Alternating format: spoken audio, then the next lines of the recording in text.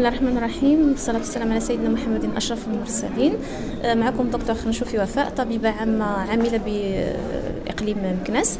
كان لي الشرف اليوم أنني نشارك في القافلة الصحية التي تم تنظيمها من طرف مندوبية وزارة الصحة والحماية الاجتماعية بالإقليم بشراكة مع عمالة إقليم مكناس. الحمد لله كان كاين واحد الإقبال من طرف الساكنة ديال الجماعة التي تم تنظيم هذه القافلة على مستوى، لأن هي جماعة الدخيصة. ما نقدرش نقول لكم دابا شحال ديال الناس دازوا ليفيكتيف، لان باقي خدامين في الفحوصات وفي الاجراءات اللي تنقوموا بها. كاين واحد المجموعه ديال الخدمات اللي غنقدموها لفائده الساكنه واللي كنقدموها لفائده الساكنه،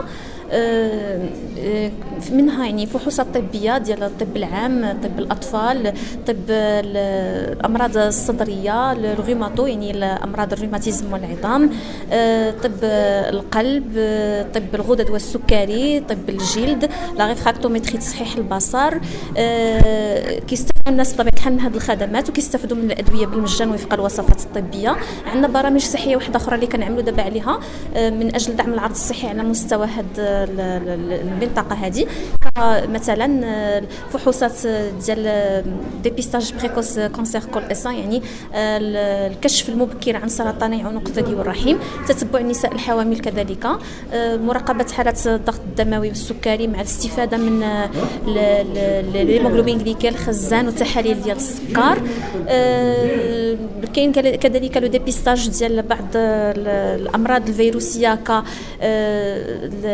داء فقد المناعه المكتسبه الفياش، وكذلك التحاليل السريعه ديال ليباتيت سي ديال الالتهاب الكبدي الفيروسي. المهم الحمد لله الحمله دابا دايزه في واحد الاجواء لان هي ممتازه. كاين واحد الجانب التنظيمي لان هو يعني ممتاز الحمد لله، بفضل المجهودات اللي باذلينها الناس ديال السلطات، مشكورين على الحضور ديالهم معنا بطبيعه الحال، وفضل المجهود اللي كتبذلوا فعاليه المجتمع المدني بطبيعه الحال من اجل توعيه وتحسيس المواطنين، وكذلك المشاركه في الجانب التنظيمي. ونتمنوا ان هذه الخدمات يستفادوا منها الناس، وجزيل الشكر لكل من ساهم من قريب او بعيد في هذا يعني في هذه التظاهره هذه. وجزيل الشكر لكم الصحافه اللي كتقوم بطبيعه الحال بالدعم ديال المجهودات اللي كتقوم بها اطر الصحه وبتوعيه المواطنين.